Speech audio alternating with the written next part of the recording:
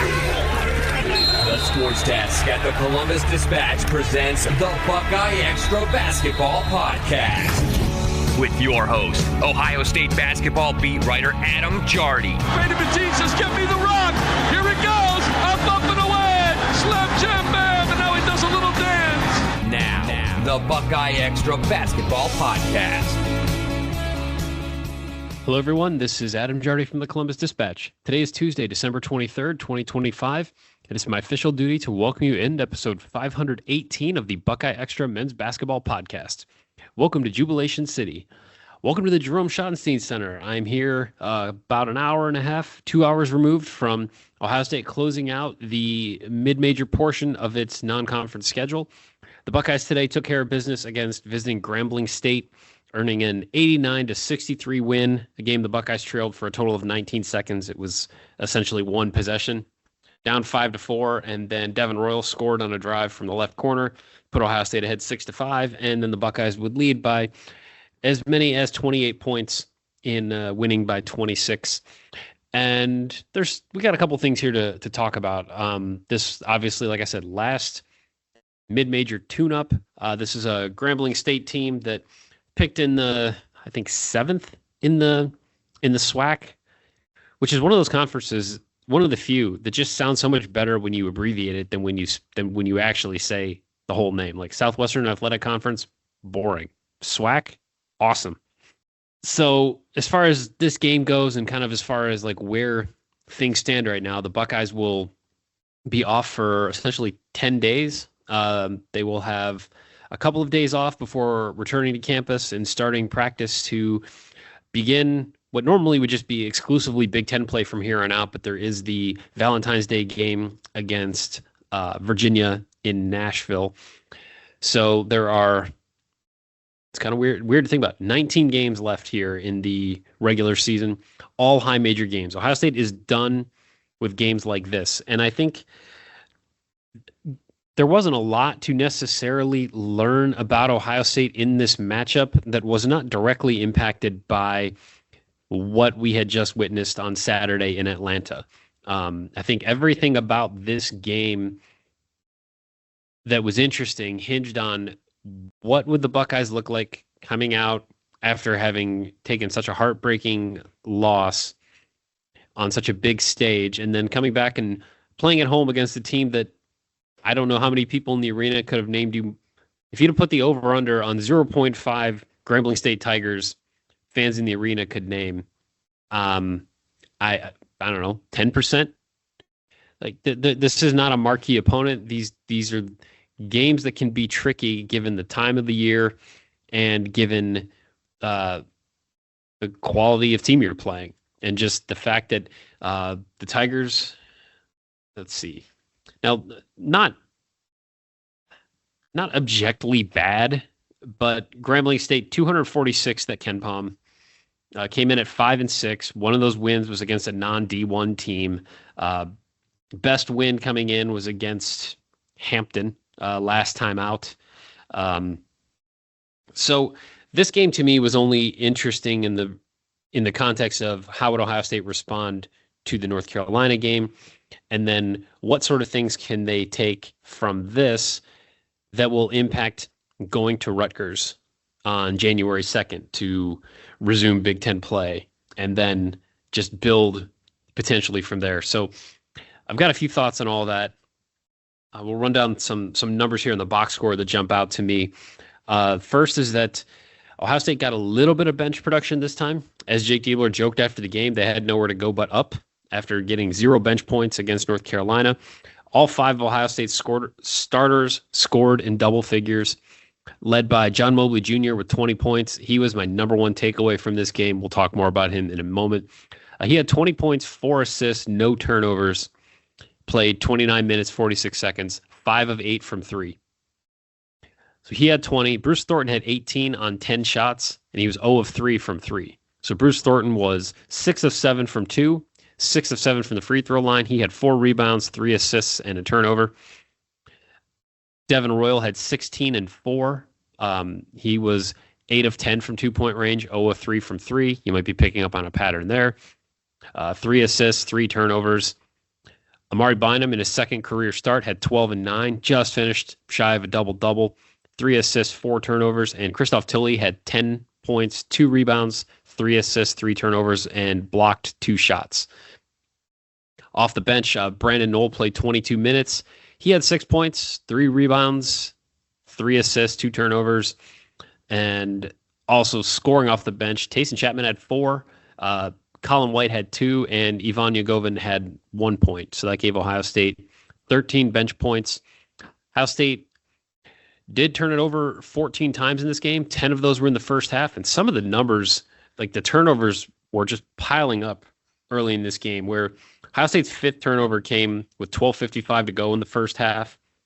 It got to a point where, with 7:40 to go in the first half, and Ohio State leading 17-12, Devin Royal played some really solid defense on Grambling State's Antonio Munoz, who is a really talented freshman for the Tigers. He's like 6'6", $180. He finished this game with 19 points. Took 17 shots, but as you look at the final stat line, it doesn't quite match up with like some of the athleticism I feel like we saw from him. But he finished with 19 points, 0 assists, 4 turnovers, but also 4 steals. And nature of college basketball these days, I wonder where he'll be next year, because he looked really athletic, really talented. But anyway, Devin Royal forced him into a turnover to send us into the under 8 timeout. And at that point, there had been 39 possessions in the game, 14 turnovers in the game, 7 from each team. And then essentially, 3 possessions after the timeout, John Mobley Jr. had a turnover on a pass.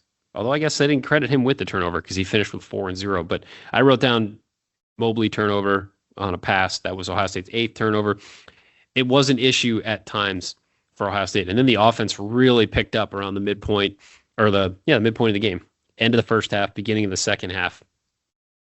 It was a 27-18 lead for Ohio State after Christoph Tilley drove, got fouled with 3:17 to go in the first half, hit both free throws. So from there, Ohio State would score on its final 6 possessions of the half. Tilley hit 2 free throws. Thornton drew a foul, hit both ends of the 1-and-1 with 2:23 to go. Brandon Knoll hit Colin White for a wide open lob near the basket. Thornton found Amari Bynum for a bucket. Bruce Thornton had a coast-to-coast play where he brought the ball up. He was kind of isoed on a guy. He dribbled him down. He got into the paint. Kind of had the ball knocked a little bit loose, but was able to stay with it, get to the left block, score through contact, and won with 36.8 seconds left. And then John Mobley Jr. hits a 3 from the right corner to send us into halftime, with Ohio State ahead 39-24. So that's 6 straight possessions Ohio State scored to close the half. And then they opened the second half with Mobley finding Amari Bynum for a bucket. Then Christoph Tilley turned it over on a dribble in the paint. And then Ohio State would score on 7 straight possessions here to blow the game open. It was 56-37. And even though Grambling State was able to string together a couple of consecutive possessions where they also scored, you are talking about Ohio State scoring on 14 of 15 possessions. And that was a sequence that took the game from being 25-18 to 56-37. So we can do the math. A lot of points. Blew the game open. It wasn't too much longer that I stopped with my play-by-play. But the turnovers were an issue for a little while until they no longer were. And Ohio State did what it needed to do in this game. Like, there wasn't a... If Ohio State had lost, that I think would tell you certainly one thing about maybe where the season could be headed and about how much that North Carolina game might have impacted them. But the Buckeyes just kind of steadily pulled away in this game and built the lead and go into the break now, I think, overall infused with a little bit more confidence, even though there's still certainly a couple areas where they need to improve. And that's what we'll get into here in just a second. Before we do, I want to remind you that you can subscribe to the podcast on Apple, Spotify, YouTube, wherever you enjoy your favorite podcasts. If you subscribe, you'll automatically get the newest ones just as soon as our man Patrick Flaherty, the Podfather, can grab them and publish them for us. while you're subscribing or downloading, please leave a review. Please click 5 stars, and please consider telling a friend. Thanks to everyone who's taken the time to do all those things. And thanks to Patrick for getting this out to everyone on Christmas Eve. Today being December 23rd, we unofficially refer to this as Christmas Adam in our house. Big day for me. Hopefully you enjoy the biblical reference there. But I got to give a shout out before we go any further to Zach and Brianna, two turns out very loyal podcast listeners, a whole family. It sounds like loyal podcast listeners, and I got to meet them at the gate flying home from Atlanta. I had a couple of minutes to talk with them as we were all getting on the plane, and just super, super nice, really genuine, fun, touching conversation. As I told them, like, I don't get a lot of feedback. And most of the time when I do, it's usually someone either pointing out something I've screwed up or someone who's mad about the team and they're just kind of yelling at me.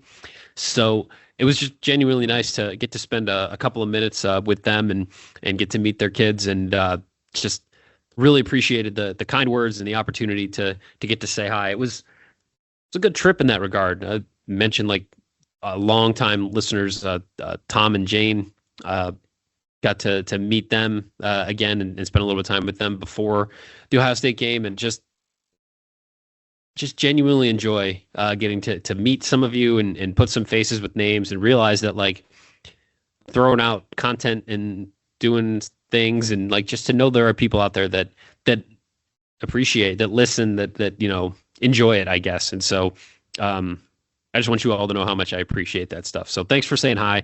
It was really great to meet the whole family there.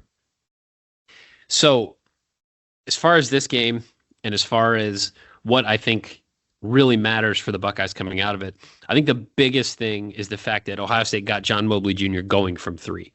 And this was something I wrote about, the 3-point shooting for Tuesday morning at the Dispatch. And just about Ohio State had to figure out a way to start getting some shots going in. Like, this is a team that is made of presumably talented 3-point shooters, many of whom have shot at a significantly higher clip than what they have done to this point of the season. And that was what I was asking Jake Diebler about at Monday's press conference. Like, do you see a positive regression to the mean coming? Like, is this going to get better at some point? Because as a team, Ohio State came into this game shooting 33.7% from three.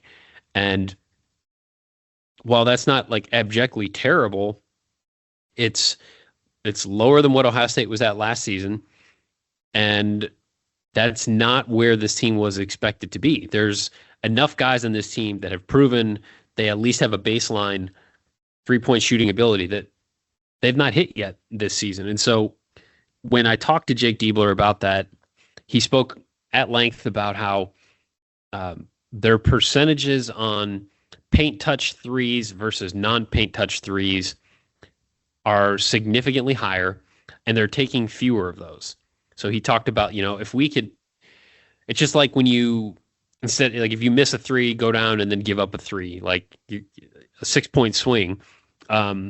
Same deal with the way that they're getting some of their 3-point shooting, where he said if they could trade like 4 or 5 of their poor 3-point shooting attempts for 4 or 5 paint touch 3-point attempts, then their percentages would go up, and that would be like a significant swing for Ohio State. Now, I don't have analytics on paint touch versus non-paint touch threes. I don't have access to that kind of information, and I don't keep stats that are quite that detailed. So that's one of those where I will certainly take the coaching staff at their word for it. But it also just, you look at this roster, and again, you see guys that should be shooting better than they have been. And to me, atop that list was John Mobley. And it's certainly not only on him, and this isn't to pile on him as he's been going through a little bit of a shooting slump, but it's been rough for him the last couple of games.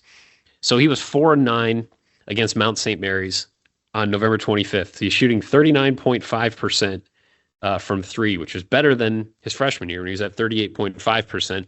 And he would have been better as a freshman if he hadn't, worn down by the end of the year. So I kind of thought that, like, since the Pitt game, he just hadn't quite looked the same from a shooting standpoint. We saw it with the free throws.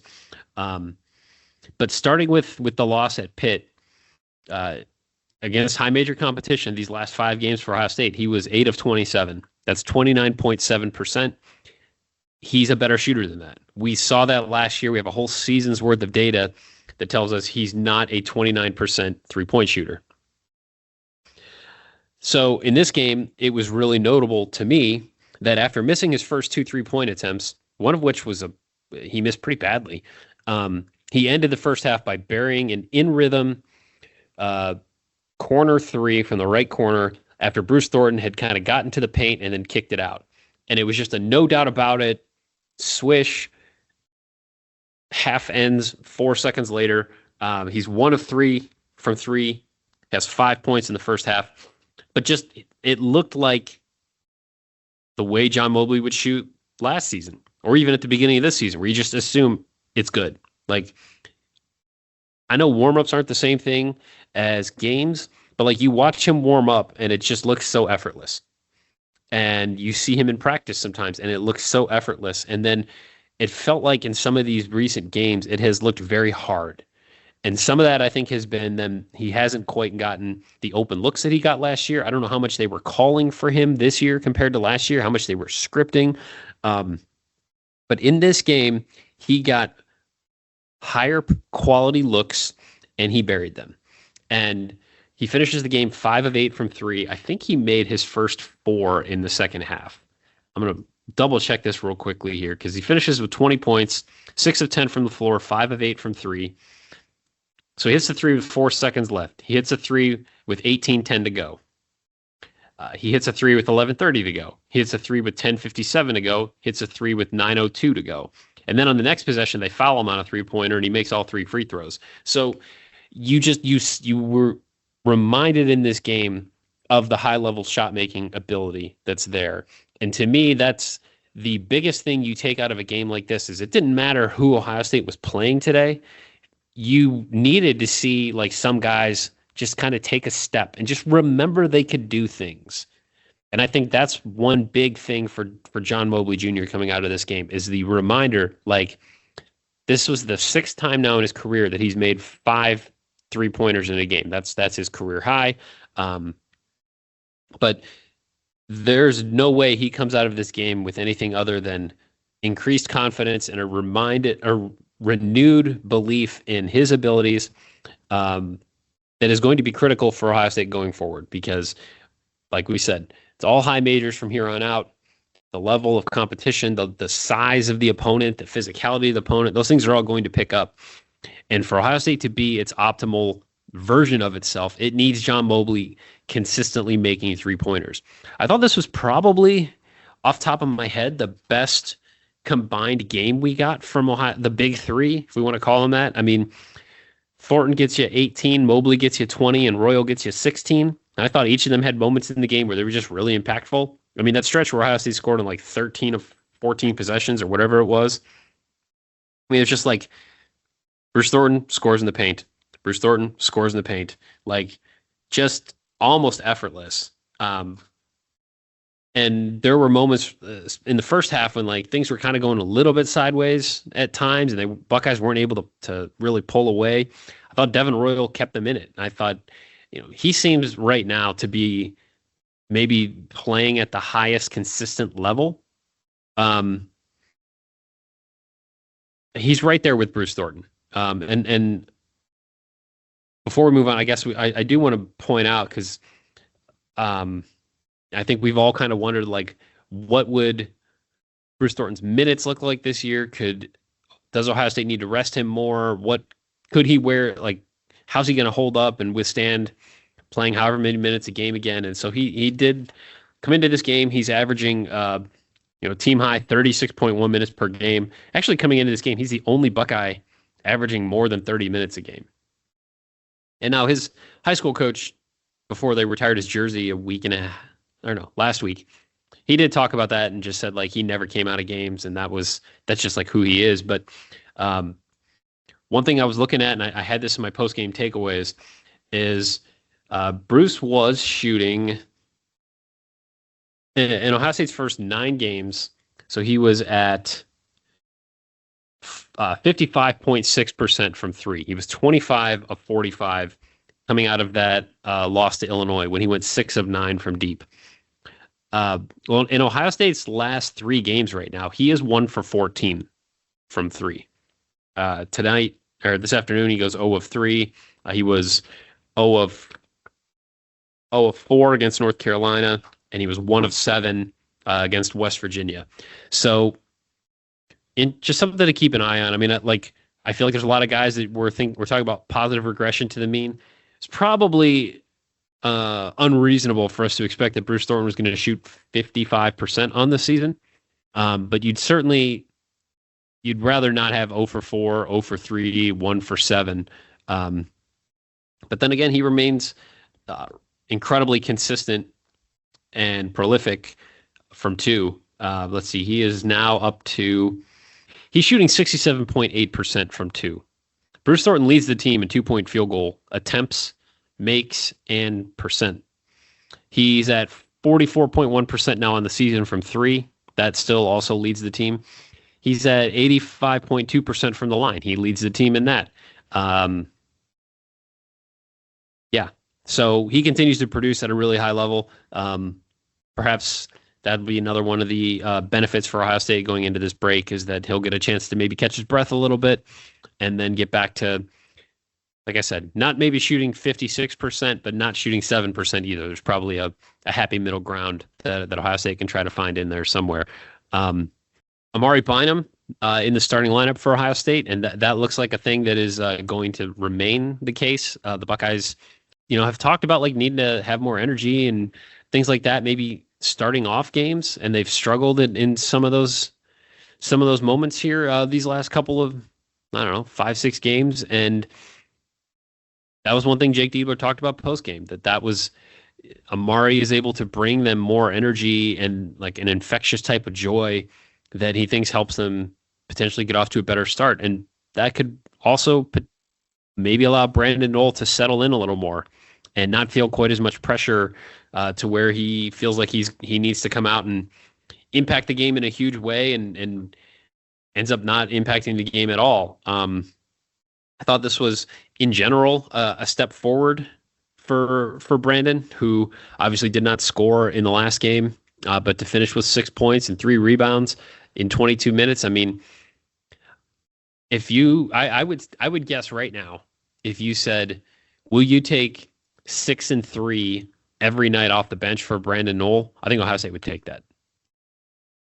And I don't think that's unreasonable to expect. I mean, we talked a lot in the summer about, how much of Brandon Knoll's game translates from Wright State to Ohio State, and certainly he's probably not going to be quite as prolific as he was, 17 and roughly 10 a game at Wright State. But even if you just have that and you put him at 6 to 8 a game and 3 to 5 boards a game, that's bench contribution that Ohio State could really use. I do think going down what looks like the bench right now, and they do seem to have settled in pretty consistently to same 5-man rotation: Brandon Knoll, Gabe Cupps, Colin White, and recently Tayson Chapman. That's the 9-man rotation at this point. And Tayson's kind of forced his way into it. I feel like the last couple of games we've seen him get some first half minutes to give Ohio State's backcourt a little bit of a break. I thought he looked really talented in this Grambling State game. And there was a moment or two where I thought you just got to look for little things when you're only getting a couple of minutes here or there. But he really aggressively pursued a ball and came down with a rebound, or at least helped Ohio State come up with a team rebound on the defensive end. And I thought he looked a little bit more aggressive with the ball in his hands. Certainly getting to the free throw line, that's a thing. Coming up with a steal. He looked like the athletic, talented player that he is. This was the highest rated recruit on Ohio State's roster. When you really go back and think about where some of these guys were coming out of high school, he is the highest rated recruit for the Buckeyes as far as the 24/7 Sports rankings go. And so that's the thing as we talk about Bruce and his 3-point shooting dipping here these last couple of games, trying to keep him from wearing down. Could you see more from Taysom Chapman, and does that enable them to keep Bruce a little bit more fresh? And can Taysom build a little bit on a role like that? Jake Diebler said before the Grambling State game, on Monday's interviews, he talked about Taysom, and when I asked him about him, and said that like he's practiced with more consistency lately. He's generally just played a little bit better, and he's earned the right to get a couple minutes a game, because he was starting to trend into that category of unused, rotation player, unused sub. But he's starting to get back into the lineup a little bit. Christoph Tilley did not attempt a three in this game. I think that's probably of note. Like he might be the most challenging player for me right now on the roster to just kind of evaluate, where you go, like how impactful was he in this game, or how impactful was he in the last game? Like he ends up, he continues to have numbers on the stat sheet, and it's clear, like you see the talent and the skill.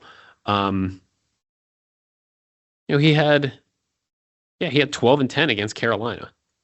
That was his second consecutive double-double. He had 14 and 11 against West Virginia. I think just with the three-point shooting being what it's been, I think it makes it a little bit more difficult to quantify, or to maybe wrap our head around like what he can bring. But I thought he had a couple turnovers. All of Ohio State's bigs and forwards had too many turnovers in this game, and they did talk about that post-game. But for him to kind of stay within himself in this game, 10 points, you go 6 of 6 from the line. Like, he's a really good free throw shooter. To have a big man who shoots 83.8% from the line, like, really, you look at it right now, Tilley's 83.8%, Bruce is 85.2%, Mobley's 83.0%, and Devin Royals at 79.5%. Like, they've got some really talented free throw shooters, and I think that makes that late turnover against North Carolina all the more difficult to swallow, I suppose, because you had a lot of guys on the floor that are good at the line, and it still ends up with a turnover. But I'm also realizing that Christoph Tilley only has 5 career double-doubles, and 2 of them were in the last 2 games leading into Grambling State here today. I think probably my other big picture takeaway from this game, as Ohio State gets ready to up the level of competition, is just there's still a work in progress defensively. I've had a couple of people ask me just about like this team's defense, and like, is it good enough, and why is it not better? And I consistently come back to something that somebody told me at the beginning of the season, which was just that sometimes the best defense is being up 15. And I look at this game here where, like I said, Ohio State had that sequence where it scored on 14 of 15 possessions. And in that sequence, like for a while there, they weren't really able to pull away. They were just kind of trading buckets, but they were trading buckets and they were already ahead. You'd like to see, I think, like, hey, you have a stretch here where you score in your last 6 possessions of the half. Like, maybe you turn that 7-point lead into a 20-point lead instead of ends up being a 15-point lead. So maybe we're just picking nits here, but you do kind of come away feeling like the defense still has a couple of steps to take. Diebler said he thinks that it is improving and that they are seeing progress and that things are getting better. Right now, Ohio State is 32nd nationally in adjusted defense or adjusted offensive efficiency, averaging 120.2 points per 100 possessions. Defensively, they are 60th, allowing an average of 101.3 points per 100 possessions. In the Big Ten, this is all according to Ken Pom. In the Big Ten, they're 8th in offense, 12th in defense in the efficiency ratings. And when we look at this, like, historically, this is the best offense for Ohio State since the 2020-21 season. which obviously ended with the loss to Oral Roberts, because that team, although it was the fourth best offense in the nation, it was 82nd defensively. Now this year's team is 60th defensively and 32nd offensively. So neither of these, from a national ranking standpoint, neither of these are quite as out of whack as that team was. But I don't know. I don't have a great summarization of like where I think this defense is or where I think this defense can be. But I do think there's certainly more room for improvement at that end. There's more unknown room for improvement at that end. I do think this team will get better from three. The risk of beating a dead horse, like I don't think that Christoph Tilley's shooting 11.8% from three. He shot 31.5% last year and 30.8% the year before. Like he was 4 of 13 as a sophomore at Santa Clara. He's 4 of 34 this year. And in between, he was 17 of 54 last season. Like he didn't go from shooting 31.5% to literally never being able to make a three. Like I think that will get better. Just like I felt like John Mobley's shooting would get better because we saw it last year and we know what that looks like. I think there's reason for optimism offensively for all the reasons that we've discussed. I don't know what the ceiling is for defensive improvement. And we'll certainly get more of a feel for that soon as we look at Ohio State's just projections here at KenPom. So Ohio State will now go to Rutgers on January 2nd, host Nebraska on January 5th, and then go to the Pacific Northwest, Oregon on January 8th, and then Washington on January 11th. Ohio State's projected to win its next three. Rutgers is the lowest rated Big Ten team right now, 158th at KenPom, 6-6. At this moment, Scarlet Knights will host Delaware State on December 29th before hosting the Buckeyes, so they'll be a little bit more fresh or maybe a little less rusty than Ohio State. But Rutgers this year has a home loss to Central Connecticut. They lost to Tennessee and Notre Dame. They lost at home to Purdue. They lost at Michigan, and then they lost at Seton Hall.